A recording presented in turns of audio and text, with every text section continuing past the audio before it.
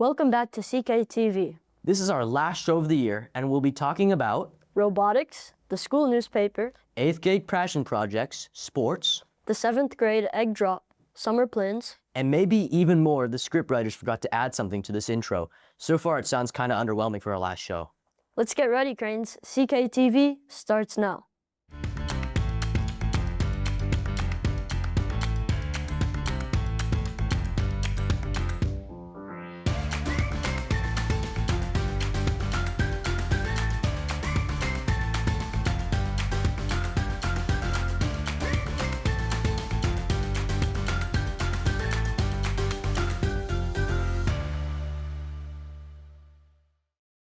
Good morning, MSP. I'm Jibran Shazad. And I'm Yanbo Huang, and you're watching CKTV.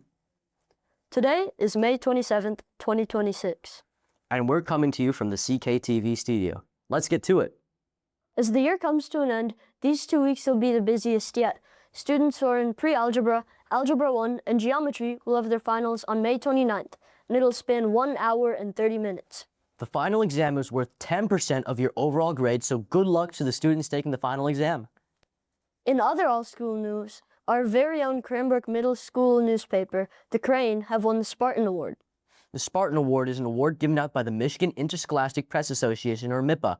Our newspaper submitted their latest issue a couple of months ago. The Spartan Award is the highest honor possible in this competition, and receiving it means our paper is recognized as one of the best newspapers in the state. Good news. What? CKTV won the Gold Award for MIPA as well. Cool. Moving back to the newspaper, we've been told another issue will release soon. You guys should stay tuned for that. It's time for robotics news. On May 16th, 3 Cranbrook teams went to RoboFest Worlds at Lawrence Tech in Southfield to compete in the game Bridge Building. 3 Cranbrook teams qualified for RoboFest Worlds: Error 404, made up of Maggie Fang, Lydia Maximuik, and Claire Wong; Undefined, made up of Ali Noor Khan and Max Engel; and the Diamond Bots with Noah Nguyen and Ami Alhofsky. The different competitions are Bottle Sumo, Robo Arts, Robo Med, Exhibition, and more. Many other Cranbrook teams made it in other categories. Team Monkeys won 2nd place in Bottle Sumo, and Error 404 from the MSG won 3rd place in the game. Both teams brought home trophies. Teams from all around the world came to take part in this event, so having 2 Cranbrook teams placed so highly is a pretty nice job. Good job, RoboFest people. The band and orchestra had their 2nd concert of the year on May 12th. They both played a variety of different songs, including Clocks by Coldplay and How to Train Your Dragon theme song. Both band and orchestra received awards, and in band, 8th grader Ronik Desai earned the Director's Award.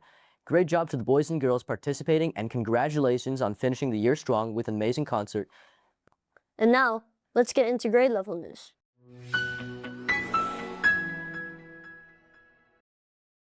In 8th grade news, students recently performed speeches after reading the book A Mighty Long Way in American Studies class.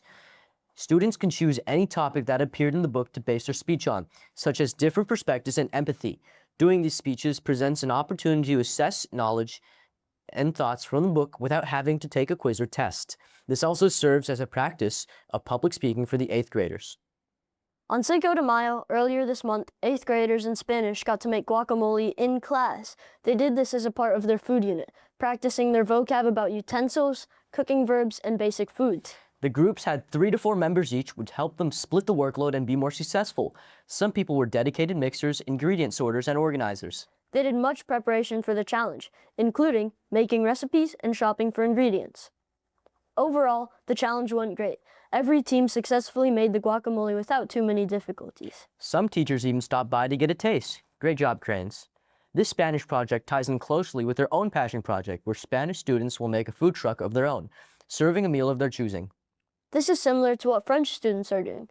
They're participating in a cafe project, where each student will choose one of 5 business types: bakery, pastry shop, or deli, and they have to create a promotional flyer for their assigned shop. Students will also write and perform a skit based on their shop of choice, which they will present during the upcoming Passion Project Showcase. Speaking of the Passion Project, the 8th grade Passion Project is now in full swing. The project is worth about 50% of all 8th graders' English grade for this year. This is meant to tell people why their passion is important and what it can do to help others. The Passion Project has been split up into 10 steps. That includes sending invitations, making a webpage, and creating an editorial to persuade viewers. This project has gone on for the past 7 weeks, and tri-board presentations will be presented tomorrow and May 28th in the boys' middle school gym from noon to 2 o'clock. Wishing the best of luck to all the 8th graders. In other 8th grade news, the 8th grade Latin class has been pretty busy this week building chariots. They've been given a limited amount of wood and screws, and they have to reverse engineer an example chariot from years prior. The chariots are coming together nicely for the race on June the 1st from 2 o'clock to 2:30. Now on to 7th grade. Students have been working on their final English project for the last few weeks. The boys recently read Everything Said is Untrue by Daniel Nairi. They are creating an oral report and essay on the book, which they finished on the 21st. For the last few weeks, in tech class, 7th graders have been working on their annual egg drop challenge. The students had the opportunity to put their lunar landers to the ultimate test on May 19th. The boys worked in partners and used a variety of materials to come up with the best lunar lander for Egbert the astronaut, and to keep him safe. Officer Josh from the Bloomfield Hills Fire Department came to assist, and the eggs were dropped from a fire truck ladder that was 125 feet high in the Vaughn Circle. The 7th graders had a 75% survival rate, which was impressive, considering this is the highest the egg drop has ever been tested from. Great job to all the 7th graders who participated, and we hope your eggs survived. In 7th grade math, students learned about the Pythagorean theorem in Miss Takacha's class. After that, students built 3D models showcasing how the theorem worked. The model features three square-based prisms put on the sides of a right triangle. It's filled up with beads. When rotated, beads from the largest prism are just enough to fill up the other 2 prisms. It's a fun way to put the theorem into action. In 6th grade news, on May 13th and 14th, students got to visit and tour the 7th grade classrooms for next year. The next day, the students took a field trip to Lion Oaks Golf Course where they learned the physics and math involved in golf courses. Lucky them. Last Tuesday, 6th graders removed the invasive plant called garlic mustard that grows along Valley Way on our campus. They ended up collecting about 40 pounds of it. And last Thursday, students went to the upper school and worked with science teacher Nick Amos. The 6th graders got to put beekeeper suits on and learn how bees make their honey. Garlic mustard sounds really tasty. I wonder if I could eat that. If you must know, it is. Actually edible, but you should cook it.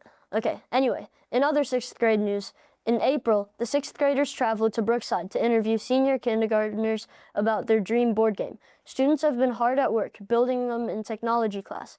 And on May 28th, the senior kindergartners will get to play their dream games and have popsicles with the 6th graders. Next Tuesday is the 6th grade talent show where students and staff will get to display their talents at the Greek Theater. After the talent show, students will eat lunch at the upper school dining hall and then have a special presentation at the alumni court. And now, it's time for sports with Herbie. Herbie?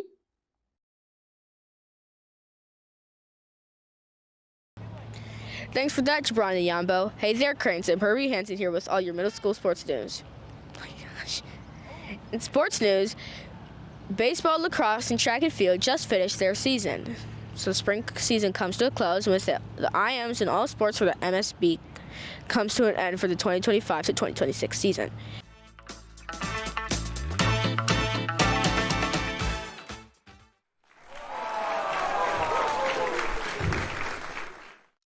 Now we're going to kick it over to Mr. McMichael for the McMichael Minute. What's up, Cranes? I only have a minute, so let's get this done. I want to thank everybody, teachers, coaches, students, administrators, for a fantastic 2025-2026 school year. Our spring sports season ended on a great note. MSB baseball, great job this season. MS track did a great job. We had great flexibility all season. You'll finish strong this week at Oakland County. Lacrosse will finish up on Wednesday. Mr. Hughes, Miss Dawson rocked it out with the mountain biking squad. And special thanks to Kohei and Miss Campbell for starting our origami club. It was fantastic. Check out your emails on Friday. We'll have a sign up for our fall sports and activities. It's going to be a great year. Thank you all. Have a great day. Look at that, everybody. 50 seconds. McMichael out. Back to you at the news deck, Jibran and Yanbo. Thanks for that, Herbie. Yeah, As the school year winds down, we all get curious about other summer plans. We sent Nolan Bradley into the halls to ask about upcoming events. Nolan? Strollin Nolan. Through that way. What are you most excited for over the summer? Going to New Jersey with my friends and family Why are you excited for that? because it's fun to be on the beach and when it's nice weather. I'm excited for swimming. How long have you done swimming? Not a lot. I like swimming though. I go to camp for 2 months, and I'm gonna be out away. And then when I get back, I go on a trip to Charlevoix. What camp are you going to? Horseshoe. It's an all-boys sports camp in Wisconsin. Sleeping in, a little bit of golf, and warmer weather. I'm looking forward to like having no responsibilities.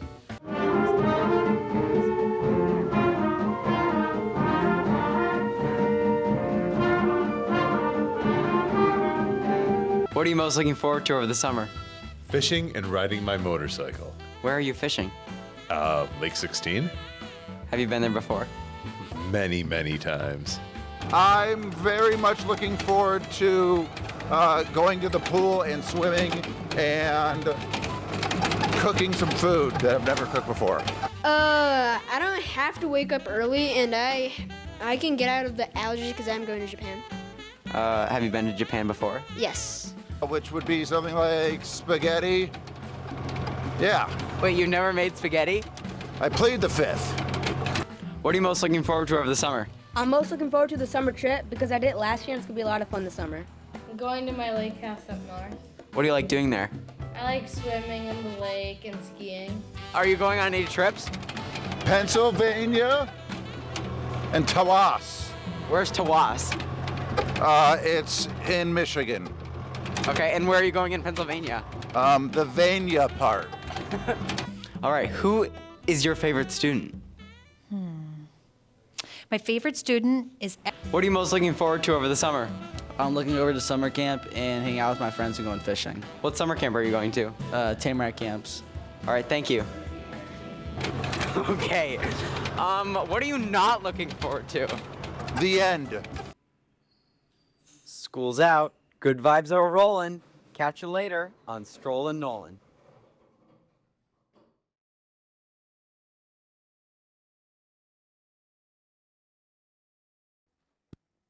Thanks for that highly entertaining piece, Nolan. Yes, thanks, Nolan. Finally. This year, the World Cup is back and is being held in the USA for the first time since 1994. The tournament will be featuring 48 teams with 104 matches over 39 days. The World Cup is held every 4 years, and although it may not be the biggest sporting event in the US, it is the most watched and cheered for sporting event in the world. Over 5 billion people watch the World Cup compared to the 125 million people who watch the Super Bowl. Not only is 1994 the last time that the US hosted the World Cup, but it was also when our very own Cranbrook alum, Alexi Lalas, played as center back for Team USA. Although Team USA did not win it that year, we hope that Team USA will be victorious this year. Well, hard to believe we're at the end of our very last episode. Our 8th graders at CKTV had a chance to reflect on their time here at CKMSB and offer some advice to our younger classmates. That's right. Here's a look at what we had to say. If I could give any advice for underclassmen, it would be to cherish your time here and value your friends. Don't be afraid to step outside your comfort zone. Try out for that team. Join that club. Talk to new people. Make new friends. And make the most of your time here at CKMSB. Make use of all the opportunities you receive at Cranbrook and try your hardest at everything you do.